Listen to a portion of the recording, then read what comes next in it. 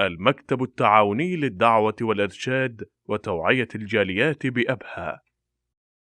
ونعوذ بالله من شرور أنفسنا وسيئات أعمالنا، من يهده الله فلا مضل له ومن يضلل فلا هادي له، وأشهد أن لا إله إلا الله وحده لا شريك له، وأشهد أن محمدًا عبده ورسوله صلى الله عليه وعلى آله وصحبه وسلم تسليما كثيرا. ثم ما بعد، حياكم الله هذه الليلة في تكملة درسنا في المنطق. وقبل أن أبدأ أريد منكم الآن أن تحسبوا لي جزاك الله خير عدد المصطلحات التي استفدناها قبل العشاء. يعني في مصطلحات جديدة، في مصطلحات سابقة، احسب كل المصطلحات التي استفدناها في الجلسة السابقة. لماذا؟ لأن عامة يعني أفضل ما نستفيده في درس المنطق هو هذه القضية، أني أعرف المصطلح، فلما أقرأ العلماء الإسلام أعرف ماذا يقصدون، فاحسبوا لي كم مصطلح استفدتموه.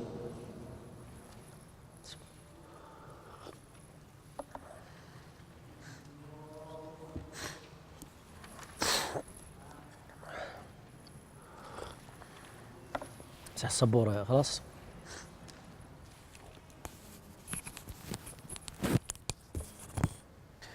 طيب كم مصطلح استفدت؟ سجلت كم مصطلح؟ شكلك ما قد عديت. اللي جنبه أسامة 24 مصطلح استفدتها. حلو. حد زاد عليه؟ كم؟ 30 40 34 من يزيد. إذن يعني 34 مصطلح استفدناها. إذا ما حفظتم هذه المصطلحات ستتعبون، ما تحس أنك ما استفدت من الدورة شيء. ولذلك تروحون اليوم إن شاء الله بعد الدرس، بعد نهاية هذا الدرس، وتذاكرون الذي درسناه سواء قبل العشاء أو بعد العشاء. بكرة بعطيكم اختبار، ورقة اختبار لمدة ربع ساعة، تحسب حساباتك، تحاولك تتقن. وبعد إن شاء الله اختبار ثاني، كل نهاية كل درس في اليوم الثاني أعطيك اختبار، وأشوف وأنت تجمع اختباراتك وتقيس نفسك، هل استفدت من الدورة أم لم تستفد؟ طيب،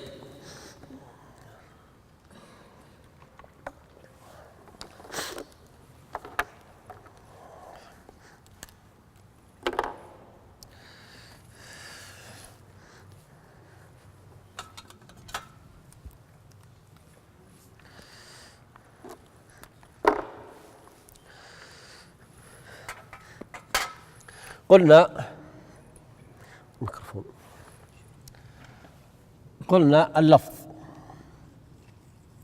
ينقسم إلى كم قسم؟ إلى قسمين. مفرد ومؤلف، مفرد ومؤلف أو مركب. ترى مركب ومؤلف يعني متقاربة. خلاص، المؤلف خلاص انتهى، ما نبغاه. ننتقل للمرحلة الثانية. المفرد نقسمه إلى قسمين: كلي وجزئي. جزئي. كلي مثل الإنسان، جزئي مثل زيت. الجزئي ما عاد نبغاه. نروح للكلي. الكلي ينقسم إلى كم قسم؟ قسمين، صح؟ ذاتي وعرضي. احنا وقفنا عند الكلي وخذنا فكرة الكلي والكل والكلية والجزئي والجزء والجزئية، ثم تحدثنا عن التساوي والتباين والعموم والخصوص المطلق والعموم والخصوص الوجهي، ثم تحدثنا بعد ذلك عن النقيضين والضدين والخلافين والمثلين. صح ولا لا؟ هذه 4. فالآن وضحت لكم الصورة. هذه كلها لازلنا عند الكلي. الآن ننتقل إلى الكلي. طبعا الكل الجزئي مثل زيد فلان، زيها الآن معاذ، هذا جالس قدامي، هذا شخص واحد، هذا ظاهر أمامكم إنسان. لكن الكلي دائما يأتي في الذهن. القضايا الكلية قضايا ذهنية، فعندما أقول الإنسان انظر في الإنسان ذهنيا، لكن إذا جعلته في الأشخاص فهذا موضوع إيش؟ موضوع ثاني. إذن الكلي قضية ماذا؟ قضية ذهنية، بينما الجزئي قد يكون قضية إيش؟ قضية حقيقية واقعية. الكلي قسم عندكم في الكتاب إلى قسمين: ذاتي وعرضي. الذاتي هو أساس الشيء، أساس الشيء الكلي، لا ينفك عنه بأي حال من الأحوال. أما العرضي، فيش معنى عرضي؟ يعرض له، يطرأ له. عرفتوا؟ يعني زي المشي. الإنسان هل يلزم أن يكون يمشي؟ لا، بعدين يعرض له أنه يمشي، ويمكن في بعض الأحيان يكون جالس، يمكن يكون نايم، زي الطفل ما يمشي. فالعرضي يعرض له بعد ذلك. لكن العرضي قسم عندكم في الكتاب إلى كم قسم؟ إلى قسمين: عرضي لازم وعرضي مفارق. هذه بناخذها بعد شوي إن شاء الله تعالى. لكن الأساس هو الذاتي.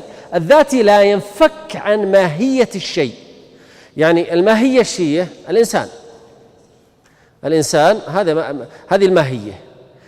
كونه يتصف بأنه ناطق، هذا مما يميزه عن غيره، لكنها في ذات الإنسان ما تنفك عنه. طيب، إيش قال بعدها؟ خلونا نرجع الكتاب. قال: ثم اللفظ إلى أن قال: والذاتي إلى والكلي إما ذاتي وهو الذي يدخل في حقيقة جزئياته، كالإنسان بالنسبة إلى كالحيوان بالنسبة إلى الإنسان والفرس. الإنسان حيوان ناطق، والفرس حيوان إيش؟ صاهل. وإما عرضي وهو بخلافه، وإما عرضي وهو بخلافه. طيب، الآن تتضح ما معنى ذاتي وعرضي في باقي موضوعنا. قال: والذاتي. الآن بدأ يتحدث في الذاتي. الذاتي قسم عندكم 3 أقسام، أقسمها ثم أرجع للقراءة. آخذ هذا الذاتي وأشيله وأحطه هنا عشان يسهل علي. خلاص انتهى. وأقول: الذاتي يدخل تحت 3 أشياء: جنس ونوع وفصل. جنس ونوع وفصل. الذاتي 3 أشياء: جنس ونوع وفصل.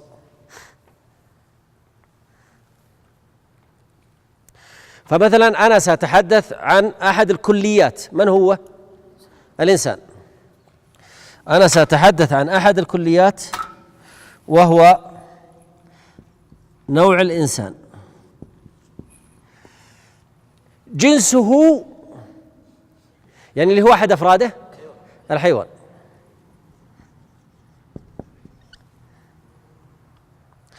جنسه الحيوان، فهذا النوع هو الإنسان. جنس بعد شوي إن شاء الله بنعرف ترتيب الأجناس والأنواع والأفراد، بعد شوي برسمها لكم رسمة هنا إن شاء الله. فنقول نحن الآن نتحدث عن الذاتي، فنقول أول شيء لما تيجي تتحدث عن الإنسان، أول شيء تتحدث عن الجنس الذي هو أحد أفراده، اللي يدخل معه كلمة الإنسان هذه يدخل معه من؟ فرس، أسد، حمار، غزال، سمك، غنم، بقر، إلى آخره من جميع أنواع الحيوانات. إذن هذا الجنس له أفراد كثيرة أو أنواع كثيرة، أحد أنواعه الإنسان. لكني أبغى أميز فأخرج ذولا كلهم. إيش سويت؟ زدت كلمة واحدة وهي ناطق. الفرس ليس ناطق، الأسد ليس ناطق، الحمار ليس ناطق، الغزال ليس ناطق، إلى آخره. فأنا ميزته بشيء ذاتي يتعلق بذات الإنسان لا يتفك عنه، وهو الإدراك، قوة الإدراك والتفكير، يسمونه ناطق. فميزته عن غيره. فالتمييز هذا اسمه فصل، يعني فصلت نوع الإنسان عن جنس الحيوان بهذا الفاصل. فهمتوا الآن كلمة فصل؟ ليش قال فصل؟ فصلت نوع الإنسان عن جنس الحيوانات بهذا الفاصل، فميزته بأنه ناطق. خذ الفرس، لأنه قال إنسان وفرس، الآن هذا الإنسان ناطق. الفرس قالوا ماذا؟ صاهل. أنا أبغى أعرف من هو الفرس. الفرس حيوان صاهل، فأول شيء ادخل كل الأجناس داخله ثم خرجها واحد واحد. وهذه كلها طريقة التعاريف اللي درستوها في الفقه، في العقيدة، في الحديث، في التفسير، استخدم هذا الأسلوب. أول ما يجي يعرف إيش يسوي؟ يعطي، يوسع الدائرة، بعدين يبدأ يضيقها لين يبقى إيش؟ المسألة أو النوع المطلوب. واضح؟ عرف الصلاة كل قول وفعل، جنس ولا ما هو جنس؟ ها؟ كل قول وفعل مخصوص مفتتح بالتكبير مختتم بالتسليم، فصل ولا ما هو فصل؟ عرفتوا الآن؟ طيب سأوضح أكثر إن شاء الله. ولذلك خذوا هذه الرسمة في التعاريف. إذا أتيت تريد أن تعرف جنس الإنسان، إذا أتيت تريد أن تعرف جنس الإنسان فأنت تعرفه بالطريقة الرسم اللي برسمها لكم.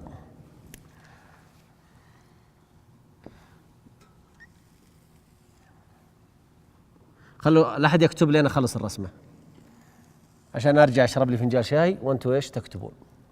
طيب هذا نوع الإنسان، هذا نوع الإنسان. خلاص، أريد أن أعرف هذا الإنسان. أول شيء أبدأ بليش؟ بالجنس، ثم أبدأ أخصص بالفصل إلى أن أصل إلى ليش؟ إلى بالفصل إلى أن أصل إلى الإنسان. طبعا الإنسان يمكن تعريف الإنسان سهل ويمشي معنا إن شاء الله تعالى.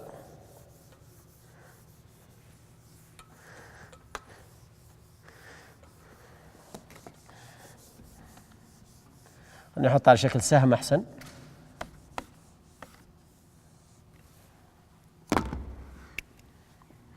أبدأ بالجنس ثم أذهب إلى الفصل بهذا الشكل، هذا هو شكله.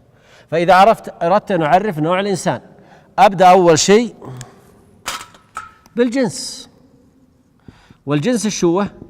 حيوان، يدخل معي أنواع حيوانات كثيرة، ثم أبدأ أفصل الإنسان عن بقية الحيوانات بصفات في ذاته، صفات ذاتية، حتى أصل إلى حقيقة الإنسان هنا، فيكون هنا الفصل اسمه ناطق. هذه طريقة التعاريف كلها، تعاريف الفقه. جيبوا لي أي تعريف فقه أطبق لكم نفس الرسمة دي تمشي عليه.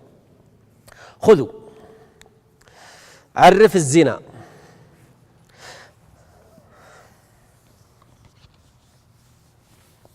طبعا هذا حتى في الرسم، ما هو لازم في الحد، قد يكون حتى في الرسم. الزنا، الزنا تكتب كذا ولا غلط؟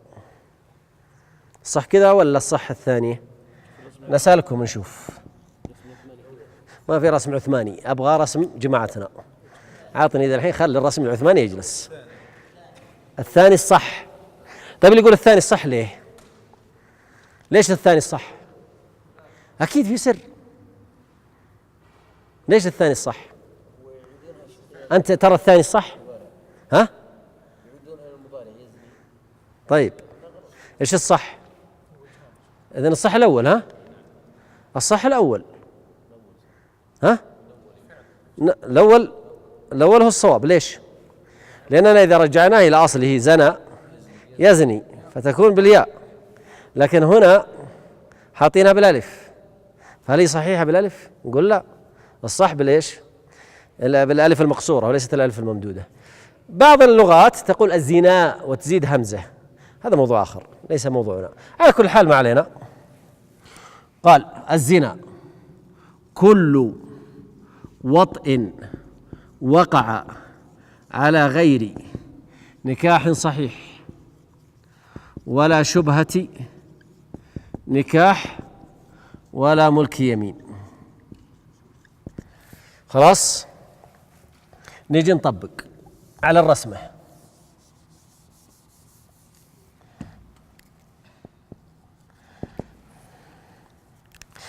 أتى بالنوع وهو الزنا. النوع شو هو؟ الزنا، صح ولا لا؟ طيب، ثم أتى بالجنس وهو هذه الكلمة: كل وطئ وقع. كل وطئ وقع يدخل تحته الوطئ بالنكاح، صح ولا لا؟ ثم الزنا، ملك اليمين، الوطئ، ايش باقي؟ الشبهة، شبهة النكاح، البهيمة. باقي شيء ولا خلصت؟ طيب نبغى نشوف احنا. تذكرون في التعاريف عندما كنتوا تدرسون التعاريف ايش يقولون؟ طبعا يجوز تقول تعريفات ويجوز تقول تعريف. لما كنتوا تدرسون التعاريف ايش كانوا يقولون؟ المحترزات، صح ولا لا؟ إذن هذه الطريقة: كل وطئ وقع، وتبدأ تخصم. قال على غير نكاح صحيح. هذا بدأ الآن في التمييز، بدأ يفصل، فشطب النكاح، ثم شطب ثم شطب ملك اليمين، ثم شطب شبهة النكاح. بس بقي عندي الزنا واللواط والبهيمة، يعني في التعريف خطأ، عدلوه عشان يجي على الزنا. في قبل امرأة، ليس في فرج، في قبل امرأة. إذن يمكن نضيف نقول: كل وطئ وقع في قبل امرأة. على طول يخرج اللواط وتخرج البهيمة ويصفى لنا الزنا في الأخير. إذن بدينا بالزنا وانتهينا به، أتينا بالأجناس ثم بدأنا نحترز. أي تعريف تبغى تطبقه طبقه على الطريقة هذه، يمشي معك على هذه الرسمة. ارسموا هذه الرسمة. يمكن تأتوا لي بتعريفات أخرى ونطبق.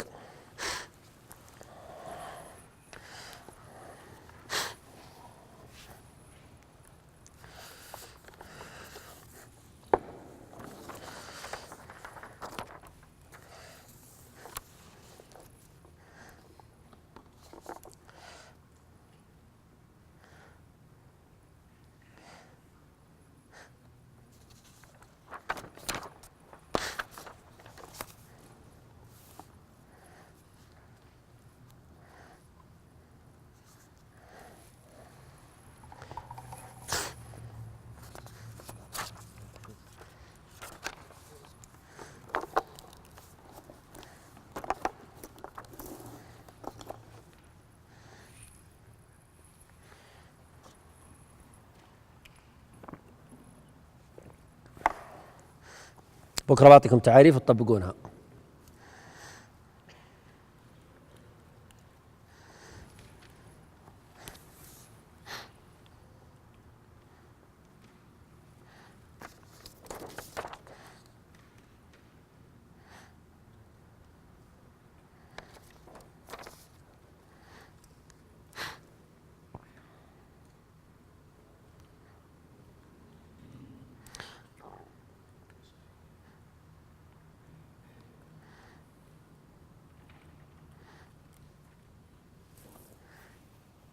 خلاص؟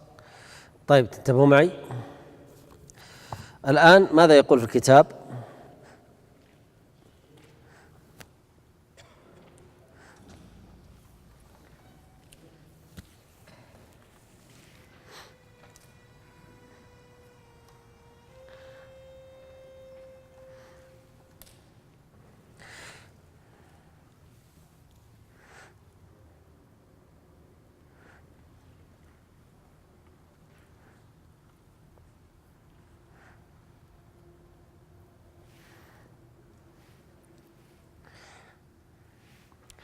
سأمسح السبورة.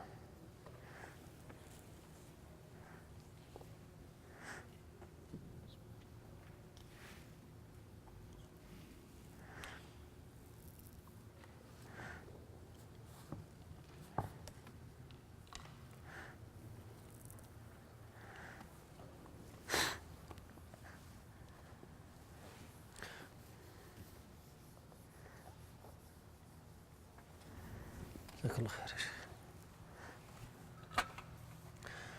عندي جنس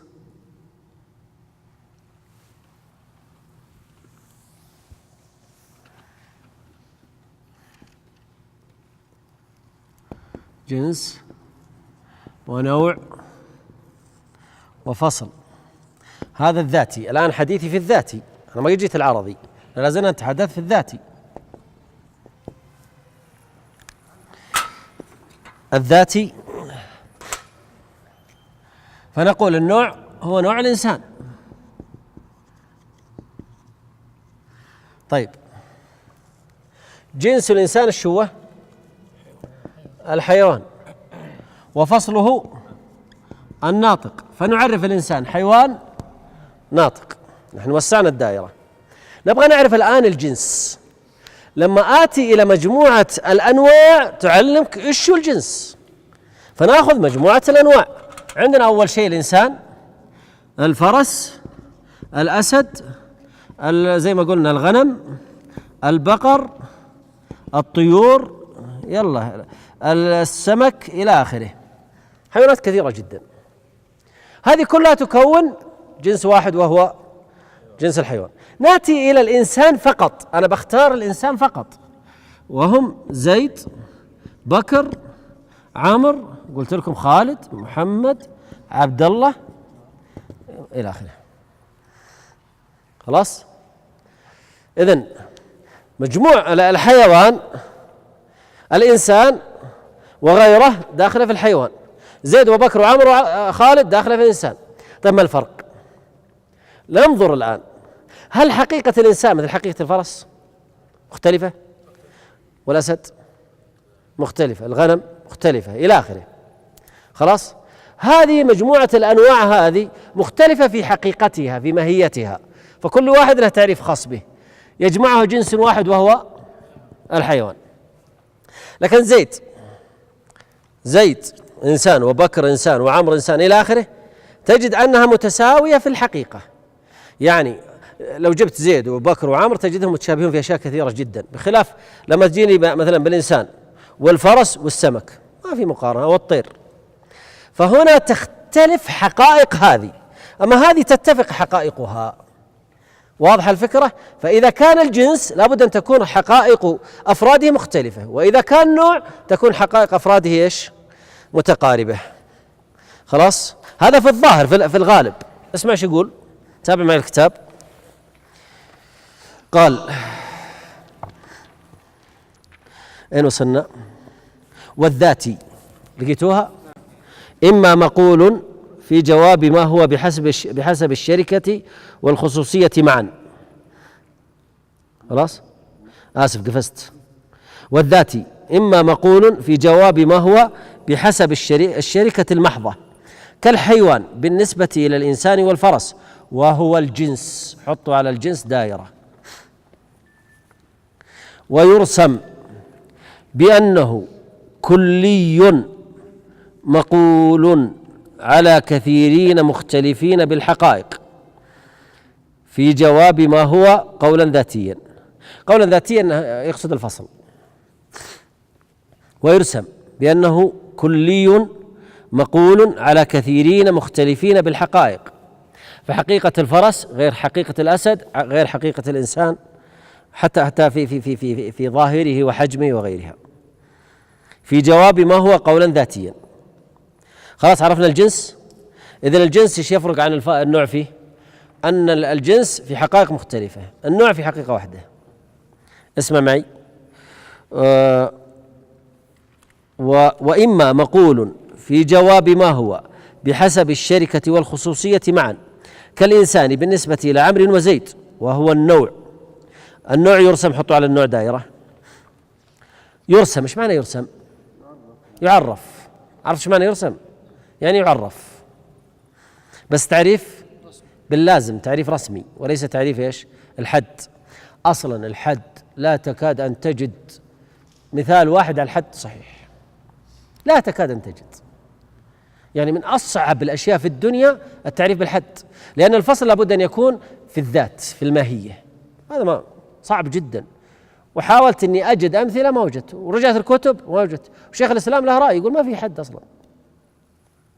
طيب، وهو النوع ويرسم بأنه كلي مقول على كثيرين مختلفين بالعدد دون الحقيقة، حقيقة زيد وحقيقة عمرو وحقيقة بكر وحقيقة عثمان وعلي وعبد الحكيم إلى آخره، حقيقة واحدة وهي الإنسانية. في جواب ما هو، خلاص، هذا النوع. النوع له أفراد، لكن الجنس له أنواع، فالجنس واسع تحته أنواع وكل نوع تحته أفراد. قال وإما غير مقول، الآن يبغى يعرف الفصل. في جواب ما هو، بل في مقول في جواب أي شيء هو في ذاته. أي شيء زيد هذا ناطق، أي شيء بكر ناطق، أي شيء فرس فلان صاهل. وضحت؟ ما يصلح تقول ما هو زيد فيقول زيد ناطق، ما تصلح، لابد أي شيء هو ليفصله ليميزه. ولذلك التعريف الذاتي يقوم على تحديد الماهية، والتعريف الرسمي يقوم على ماذا؟ ها؟ لا أنا عارف الخاصة هذا أحد أفراده، لا، على تمييز الماهية. الفصل الحد يبين لك حقيقة الماهية، يحدد لك حقيقة الماهية، أما الرسم يميز لك الماهية، يميزها بلوازمها، وهذه بناخذها في الرسم إن شاء الله. طيب، قال وإما غير مقول في جواب ما هو، بل مقول في جواب أي شيء هو في ذاته، وهو الذي يميز الشيء عما يشاركه في الجنس كالناطق بالنسبة للإنسان، وهو الفصل. حطوا على كلمة الفصل دائرة. ويرسم بأنه كلي يقال على الشيء في جواب أي شيء هو في ذاته. زي ما قلنا لكم لا تكاد أن تجد تعريف شيئا ينطبق على التعريف الذاتي، لا بد أن يكون الفصل ذاتي، وهذا صعب جدا، لأن قد يكون الفصل في ذاته خاصة أو عرض عام. وضح الذاتي الآن، أتركه وأنتقل الآن إلى النوع الثاني اللي هو العرضي.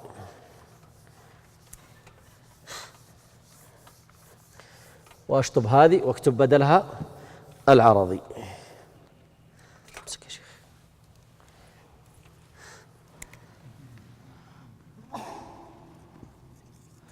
العرضي هو قسيم الذاتي. العرضي قسيم ايش؟ الذاتي، يقوم على الجنس ونفسه. عندما يأتي بالنوع يأتي أمامه بالإيش؟ بالجنس، ثم هذا النوع يأتي له بأفراد. فالعرضي يقوم على أمرين، إما أن يكون خاصة أو أن يكون عرض عام. إما أن يكون خاصة أو عرض عام. هذه النوع له حالتان، إما خاصة أحطها 1 أو عرض عام أحطها 2. نرجع إلى الإنسان. نرجع إلى ليش؟ الإنسان هو النوع، لأن النوع تحت أفراد. الإنسان هذا جنسه الأصلي شو هو؟ الحيوان. إيش الفرق بين الخاصة والعرض العام؟ الخاصة لا تجدها إلا في الإنسان فقط، خلاص. مثل الكاتب، هل يوجد حيوان يكتب؟ غير الإنسان، هل يوجد حيوان يكتب؟ مستحيل، لا يكتب إلا الإنسان، خلاص. بنتكلم عن أن الخاصة نوعان، مفارق ولازم بعد شوي. لكن العرض العام يوجد في الإنسان وفي الفرس. مثل الإنسان حيوان ماشي، طيب الفرس ماشي، فيجتمع في العرض العام يجتمع مع الإنسان غيره. ولذلك بعض أهل العلم، بعض أهل المنطق ينكرون العرض العام، يقول ما في عرض عام، لأنك أصلا أنت في التعريف لابد أن تميز الماهية. أنت الآن ما ميزتها، تقول الإنسان حيوان ماشي. المؤلف احترز، قال إن استخدمنا هذا الأسلوب بصفة واحدة صح، لكن بمجموع صفات في كل صفة تحتمل عدة أنواع، لكن بمجموعها لا تحتمل الإنسان. هذه الكلمتين اللي قلتها الآن بعضكم ما فهمها، بعد شوي تفهمونها. طيب خلونا الآن النوع الإنسان من جنس ليش؟ الحيوان. أنا أبغى أميزه فأميزه بالخاصة. الخاصة عندكم قسمها إلى قسمين، ها؟ مفارق لازم ومفارق، صح ولا لا؟ كذا سواه هو؟ ارجعوا الكتاب يا شيخ، شوف سواها يا خالد، كان سواها قل لي. فإما يمتنع انفكاكه عن الماء اللي هو العرضي العام ولا لا؟ العرض اللازم، وإما إلا يمتنع انفكاكه هو العرض المفارق. السطر الخامس والأسفل. عادي نقسمها حتى كلها.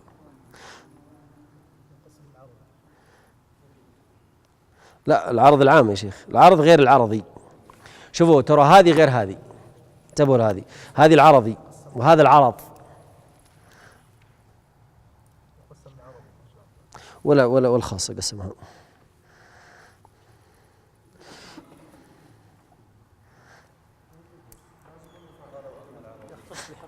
اي نعم. إذن نستطيع أن نقسمها إلى لازم وإيش؟ ومفارق على كلام المؤلف. كلام المؤلف قال العرض، هو يتكلم على العرضي هذا، هو يتكلم على هذا، ما تكلم على هذا العرض العام، يتكلم على هذا. فهذا ينقسم إلى لازم ومفارق. طيب أعطوني تعريف للإنسان بطريقة الخاصة. ايش معنى خاصة؟ لا يوجد إلا في الإنسان.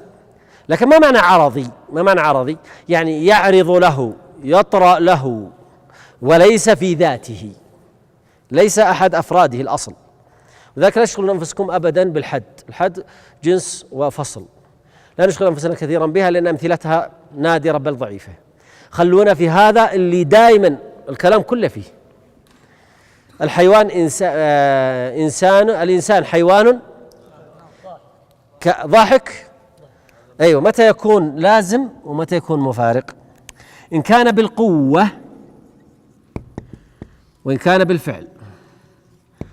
خلاص زي ما سويتها لكم على السبورة. فإن كان بالقوة فالإنسان كاتب، الإنسان ضاحك.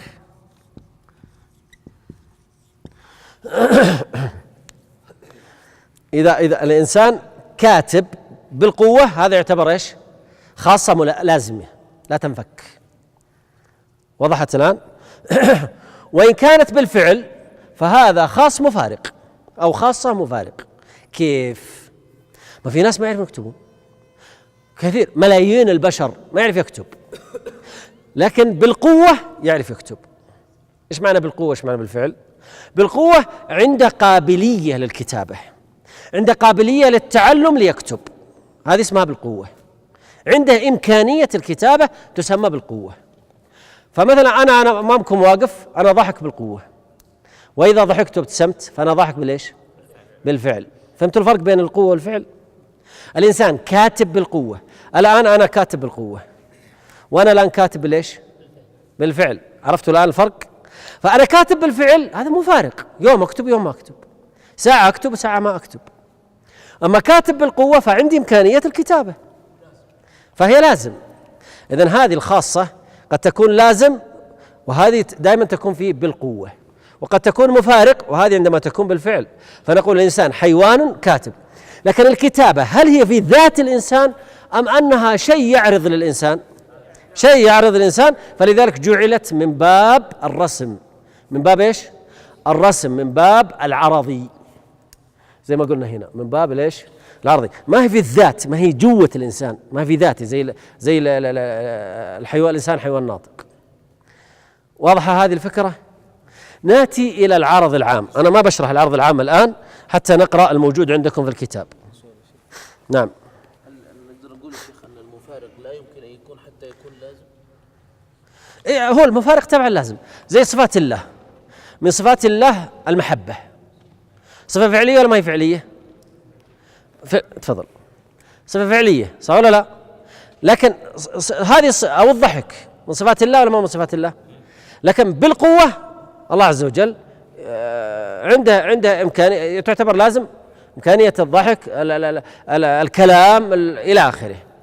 المحبة إلى آخره. لكن بالفعل هذا لها إيش؟ تكون في بعض الأحيان.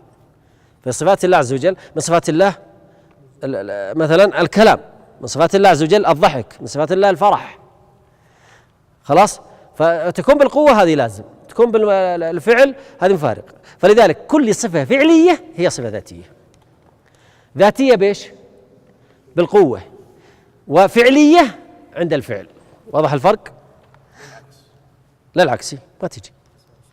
نعم.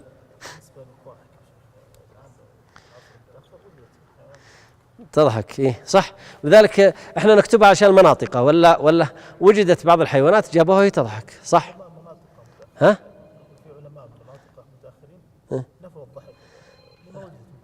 أحسنت. نعم. إذن الكاتب أفضل، كاتب أفضل أو قارئ أو نحوه. طيب إيش قال عندكم في الكتاب؟ وأما العرضي، أنتم معي لقيتوها؟ إما أن يمتنع انفكاكه عن الماهية وهو العرض اللازم، زي ما قلنا خاصة لازم وخاصة مفارق. طيب وإما أن لا يمتنع انفكاكه وهو العرض المفارق زي هذا. وكل واحد منهما إما أن يختص بحقيقة واحدة وهو الخاصة، خلاص، زي ضاحك بالقوة هذا لازم، أو بالفعل فهذا مفارق. إيه رحت أنا ترى أضيع السطور. وإما أن لا يمتنع انفكاكه والعرض المفارق، وكل واحد منهما إما أن يختص بحقيقة واحدة والخاصة كالضاحك بالقوة أو فعل إنسان. وترسم، اكتبوا بعد كلمة ترسم كذا في الفراغ اللي عندكم الخاصة. وترسم الخاصة ما هو إضافة على الكتاب، لا المتن صحيح لكن باب التوضيح فقط. بأنها كلية تقال على ما تحت حقيقة واحدة قولا عرضيا، يعني طارئا، قولا طارئا.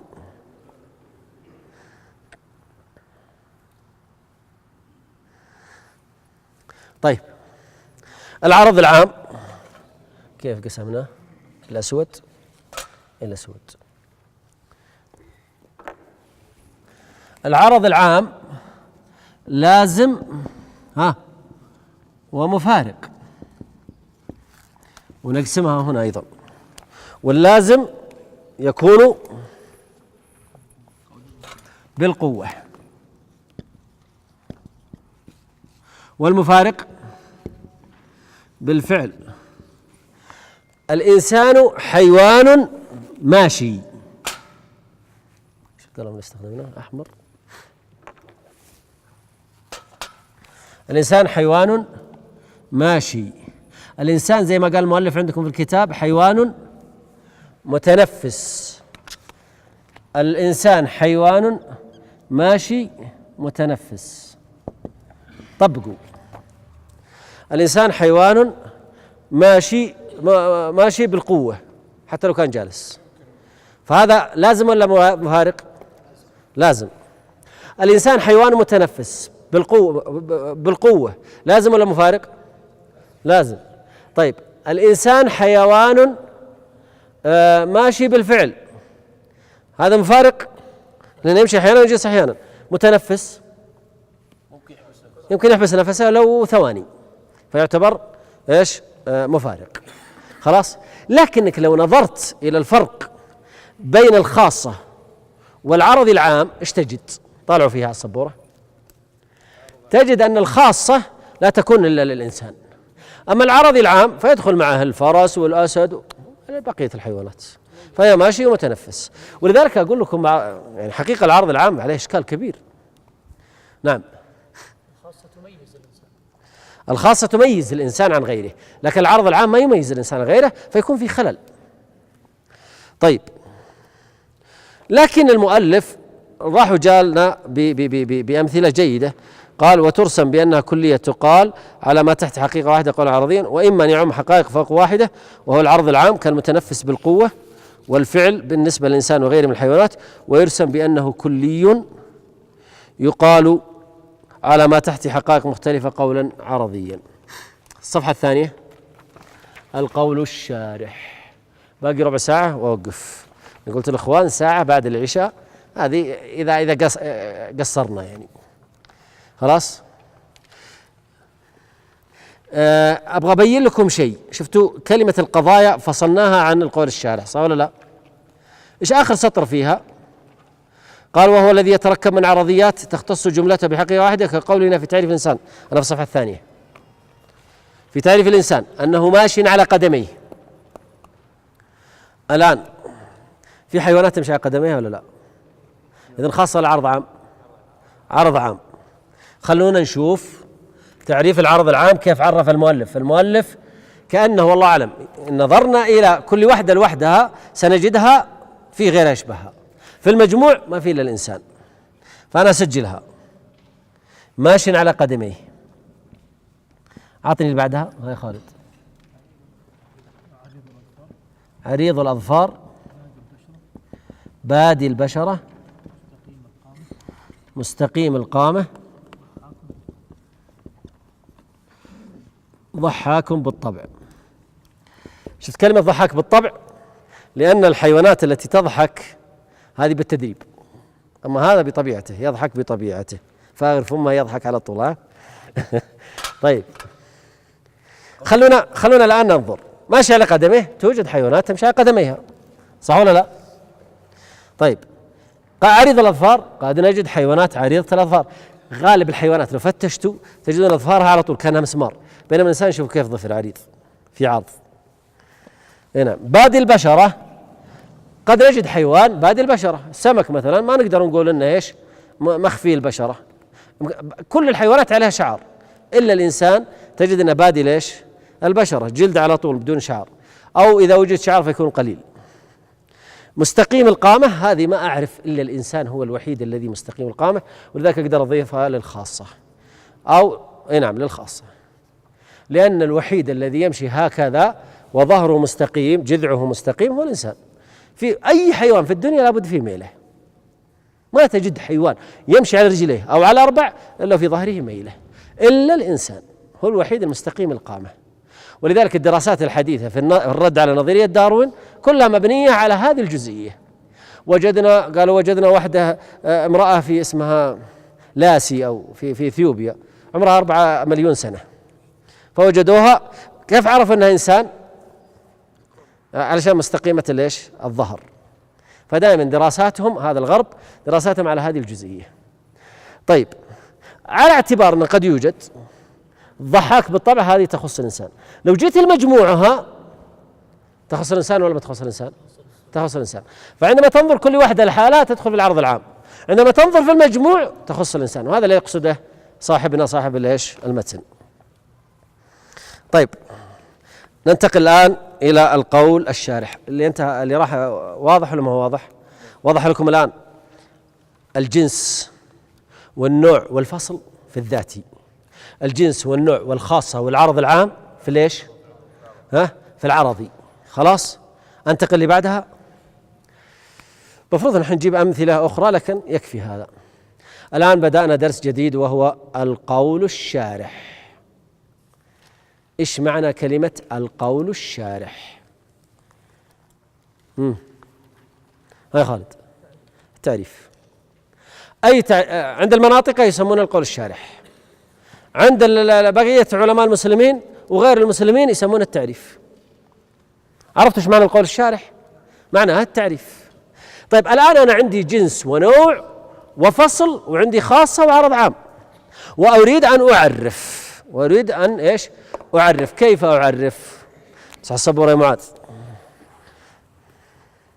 لا أشوف واحد فاتح الجوال بزعل عليه صراحة. خلوكم معي في الدرس كاملة.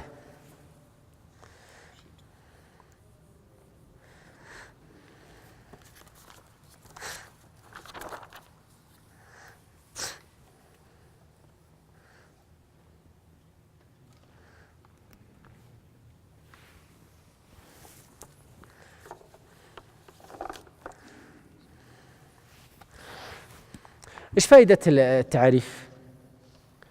قلتها بعد المغرب. هاي تفضل توصلنا للتصور. عرفتوا؟ ما هو الآن التصور هو الدرس الأول اللي درسناه، تصور تصديق قياس. الآن احنا في التصور. إيش فائدة التعريف؟ عشان أعرف أتصور، لما يحصل التعريف أبدأ أتصور. خلاص؟ طيب، كيف أتصور الأشياء؟ يكون بعدة طرق.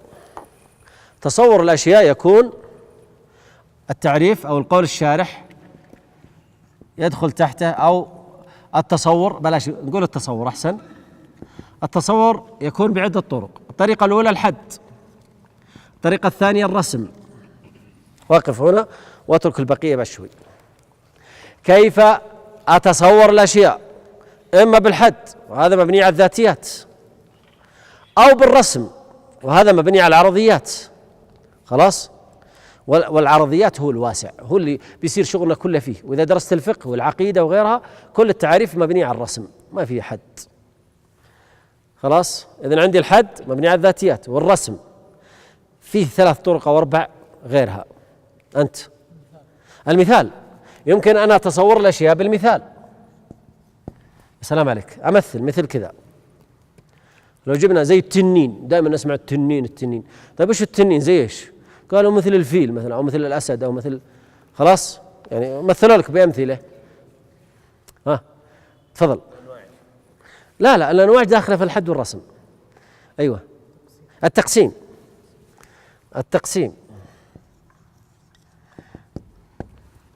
الحد والرسم والمثال والتقسيم. ها هو الحصر. التقسيم هو الحصر. تقسيم حاصر وغير حاصر. الضد ما أدري والله يا شيخ. التعريف اللفظي اللغوي، اللغة أو اللفظ اللغوي، يلا عشان سهل عليكم اللغوي بلاش اللفظي. غيره، كيف أتصور الأشياء؟ الإشارة، يكون أيضا بالإشارة. الخط، في طرق كثيرة جدا. المناطق اهتموا بالأول والثاني، الباقي سهلة ما فيها شيء. تعريف اللغوي تعرفه لغة، ترجع لسان العرب والقاموس المحيط معجم مقاييس اللغة، وتعرف التعريف اللغوي بس. لكن الإشكال عندنا هو في الحد والرسم. المثال مثل مثله وخلاص. التقسيم لا يخلو إما أن يكون أو لا يكون. الإشارة هذا هو، مثلا قال عرف أو صور لي هذا الأسد، قال هذا هو بالإشارة أو بالخط أو بالرسم، برسم اليد يعني، وليس بالرسم هذا. فبقي عندنا الإشكال دائما شغل المناطق كلها على الحد وليش؟ والرسم. الحد يتعلق بالذات، والرسم يتعلق باللوازم والعرضيات، سواء لازم شرعية وغير شرعية. طيب، فبدأ المؤلف عندكم في الكتاب بالحد. اسمع ايش يقول، تابع معي في الكتاب المذكرة. الحد قول دال على ماهية الشيء، وهو الذي يتركب من جنس الشيء وفصله القريبين، كالحيوان الناطق بالنسبة للإنسان، وهو الحد التام. إذن نقدر نقسم الحد الآن، بناخذ الحد ونترك الباقي. أنزل الحد هنا وأقسمه قسمين، حد تام وحد ناقص. خلاص، ناخذ الحد التام. لما جينا في البداية قبل شوي كنا نعرف إيش كنا نقول؟ كنا نقول إذا أردت أنك تعرف النوع فتأتي بأمرين، بالجنس والفصل. صح؟ عرفتوا؟ الجنس والفصل، لأنه حد يتعلق بالماهيات فقط أو بالذاتيات. فالحد التام يوجب أنك إذا جيت تعرف النوع تقول هو الجنس زايد، شوفني بتركت فراغ انتبهوا، زايد الفصل. أي جنس؟ قال الجنس القريب، والفصل الفصل قريب. يعني في جنس بعيد وجنس قريب؟ قلنا نعم. بناء عليه سأرسم لكم رسمة هنا توضح لكم إيش الأجناس وإيش الأنواع والأفراد.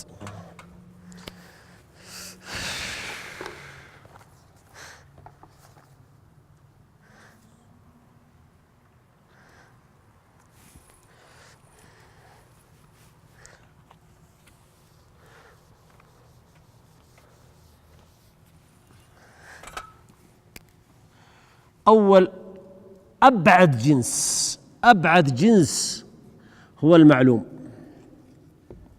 لا أحد يكتب. إذا انتهيت اكتبوا، لأن ظهري يوجعني بروح أجلس شوية، فخليكم بعدها أعطيكم فرصة تكتبون. أبعد الأجناس وجنس الأجناس المعلوم. يعني معلوم في الذهن. خلاص. المعلوم هذا ينقسم إلى قسمين. من يقولها؟ أيوة، موجود ومعدوم. موجود ومعدوم. خلاص، هذا مع السلامة. أعطونا الموجود. الموجود ينقسم إلى قسمين: خالق ومخلوق. خلاص، الخالق خلاص انتهينا، ننتقل إلى المخلوق. المخلوق إما جوهر أو عرض. الجوهر يعني إيش الفرق بين إيش الجوهر؟ الجوهر هو القائم بذاته لا يقوم بغيره، أما العرض فقائم بغيره. فالإنسان جوهر، أنا أمامكم جوهر. خلاص. طيب الشجاعة عرض لأنها قضية معنوية. هل فيها شجاعة قائمة بذاتها واقفة هنا؟ علم قائم بذاته واقف هنا؟ ما فيه. لابد أن يتعلق العرض بجوهر، لابد أن يتعلق العرض بجوهر. وضحت هذه الفكرة؟ طيب الجوهر وهنا العرض. طيب الجوهر ينقسم إلى كم قسم؟ إلى قسمين: نامي وغير نامي. يعني نامي وجماد. خلاص، غير نامي جماد، خلاص ما عندنا نبغاه. النامي ينقسم إلى قسمين: حيوان ونبات. صح ولا لا؟ خلاص ما عندنا نبغى النبات. الحيوان ينقسم إلى كم قسم؟ عدة أقسام، عشرات الأقسام: إنسان، فرس، أسد، غزال، حمار، بقر، غنم، طير، إلى آخره. خلاص. الإنسان تحته ما عندهم أنواع ولا أجناس، قد هو إيش؟ زيد وبكر وعمر. يمكن تقسم الإنسان إلى ذكر وأنثى؟ يمكن تقسم الإنسان ذكر وأنثى؟ ما هو أحسن كذا، صار في أجناس.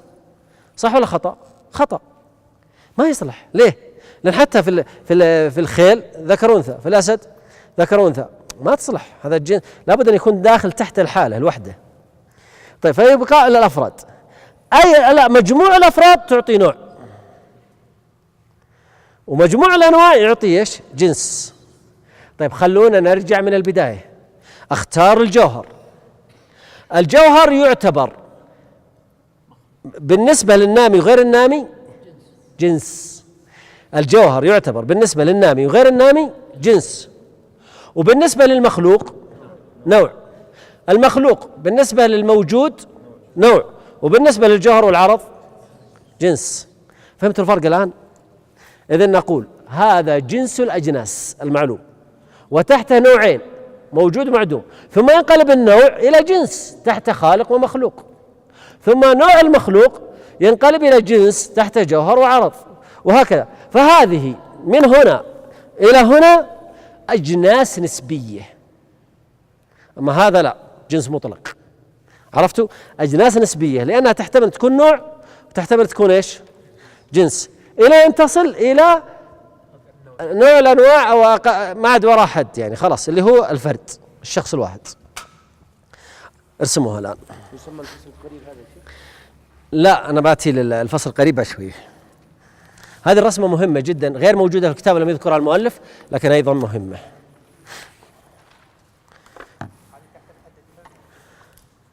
تحت الحد، تحت الحد.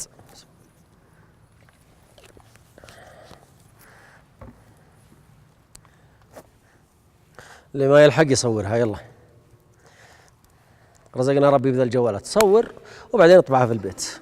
أحد منكم مستعد يرسم لنا هذه الأشياء ويحولها إلى عن طريق الجهاز، عن طريق الحاسب، بحيث تطلع شكلها أنيق وكذا يستفيدون منها زملائه، ننزلها في جروب أو عند الأخوان في المكتب. ولا واحد؟ الله أكبر عليكم. كيفك جيد في الحاسب؟ يعني لا، نبغى مرة جيد. بالورد تسويها؟ طيب خلاص، خذ الرسمات كلها ودي ترسم هذه يا شيخ، حتى لو أخذت أسبوع 10 أيام شهر ما هي مشكلة.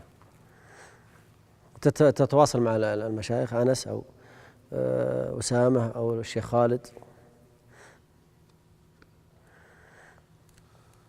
خلاص انتهيتوا؟ نبغى نطبق هذا الكلام، طبقه هنا. الآن أريد أن أعرف الإنسان، أعرفه كحد تام، يعني ما عاد وراه جنس قريب زائد ايش؟ فصل قريب. قولوا الإنسان حيوان ناطق. الإنسان هذا النوع. الجنس القريب شو هو؟ حيوان ناطق. لأن احنا ايش قلنا هنا؟ الإنسان أقرب جنس شو هو؟ حيوان ناطق. طيب حلو. الآن أريدكم أن تعملون لي الحد الناقص 3 أنواع، وكل واحدة لها مثال. فعندنا في الحد الناقص ناطق فصل قريب، تعرف بعد شوية فيه فصل بعيد. الحد الناقص الناقص شيء الآن بتتضح لك أكثر، خليك شوية. إيه قصدك الرسمة ذي؟ هذه خاصة بالأجناس. هنا النوع، الحد الناقص، النوع يساوي الجنس، قولوا البعيد زائد الفصل، سواء قريب أو بعيد، صح ولا لا؟ الجنس البعيد. 2، قد يكون النوع يساوي الفصل فقط. 3، النوع عكس ايش؟ عكس الشكل، عكس الشكل نقول، او عكس التعريف. يلا عكس التعريف. يلا الآن نريد هذا حد تام 100%، هذه كذا فيها نقص، فناخذ النوع الأول الجنس البعيد زائد الفصل. هات الإنسان نام ناطق. شوفوا طالع معي السبورة. الإنسان نام ناطق. واحد يجيب لي مثال آخر. محمد. الإنسان جوهر ناطق. الإنسان مخلوق موجود ناطق. وكل ما بعدت كل ما ضعفت قيمة التعريف. عرفتوا الآن؟ فلا بد عند التعريف أن تعرف إذا أردت حتى بأقرب جنس. فهنا قلنا نام ناطق أو جوهر ناطق أو مخلوق ناطق أو موجود ناطق إلى آخره. النوع فصل فقط. أريد واحد. أيوة أنت. الإنسان ناطق.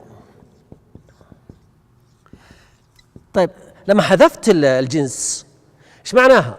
يحتمل حيوان، يحتمل نام، يحتمل جوهر، يحتمل، صار ضعف ولا ما ضعف؟ ضعف، فيدل على انها ناقص. الأخير النوع عكس التعريف. الإنسان ناطق حيوان. أحسنت.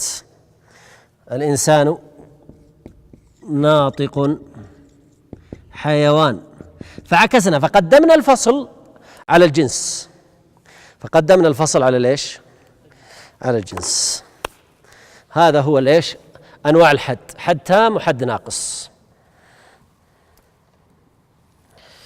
طيب الآن أقرأ يا مشايخ ونقف عند نقطة، والدرس بكرة إن شاء الله نبدأ بالرسم التام. يقول القول الشارح، أنتم معي ولا بقي تكتبون؟ الله يعين. يلا زدنا 6 دقائق.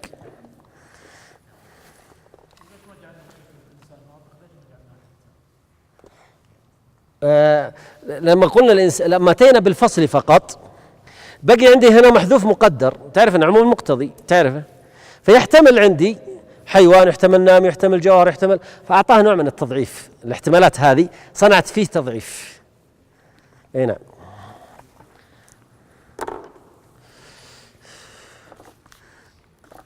طيب انتهيتوا خلاص؟ نريد أن نقرأ طريقتي في تفكيك المتن. اعرفوا هذه الطريقة في تفكيك المتن. في طريقتين. بعض المشايخ عندما يريد أن يفكك متن يقرأ ثم يفكك المتن، هذه طريقة جيدة ما ننكرها.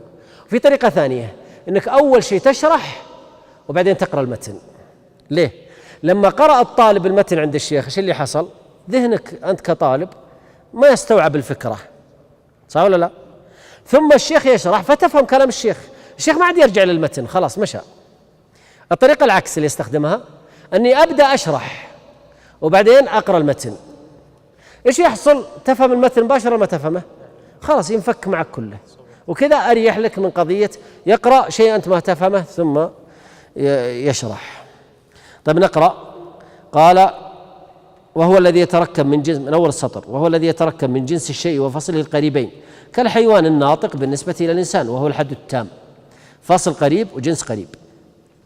والحد الناقص وهو الذي يتركب من جنس الشيء البعيد وفصله القريب، نقول أو البعيد لا فرق، كالجسم الناطق بالنسبة إلى الإنسان.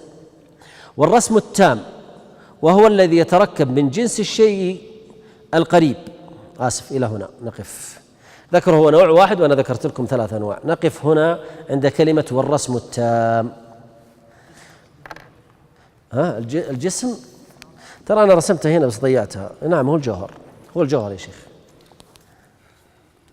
يوم غد إن شاء الله نبدأ بالرسم، لكن زي ما قلت لكم حاولوا تضبطون معي 4 أيام تأخذ فيها علم كامل، لا بد أنك تتعب معي تذاكر، ثم أنا أعمل لكم اختبار بكرة إن شاء الله بطريقة معينة، في 10 دقائق تطلع النتيجة وسترونها يوم غد إن شاء الله.